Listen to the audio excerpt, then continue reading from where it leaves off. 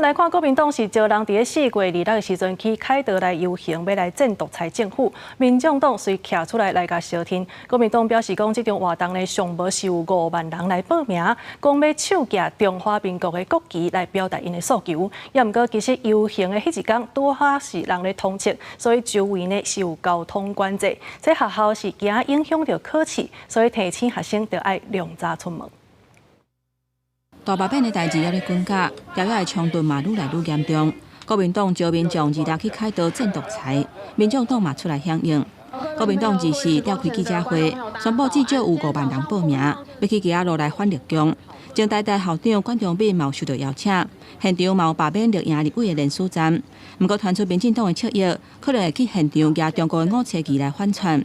国民党强调讲，因敢若认中华民国的国旗。 叫支持者大家举国旗大声喊出来。谁知道这个里面所谓的小草，他们是不是就是青鸟的反串呢？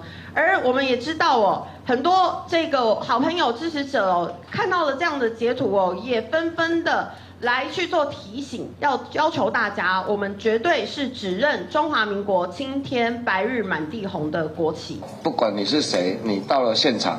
去抗议，你就用自己的身份，不要假冒我们民进党的身份。迄若4月2日游行迄一天，附近有交通管制，而且拄好是拄着统测的考试，有民代接到考生的陈情，讲烦恼会受到影响。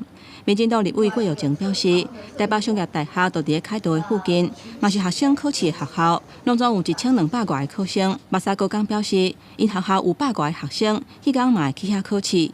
不过，国民党强调讲，游行是依法申请，袂影响到考生。他们动员有很多的这个游览车，至少一定是上百台哦。那这附近的周边的交通是肯定会打结，所以绝对会影响到统测的这个考生的一些权益啦。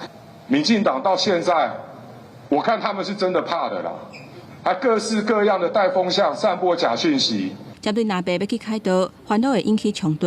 内政部长刘世芳表示，希望游行会当和平理性来表达诉求。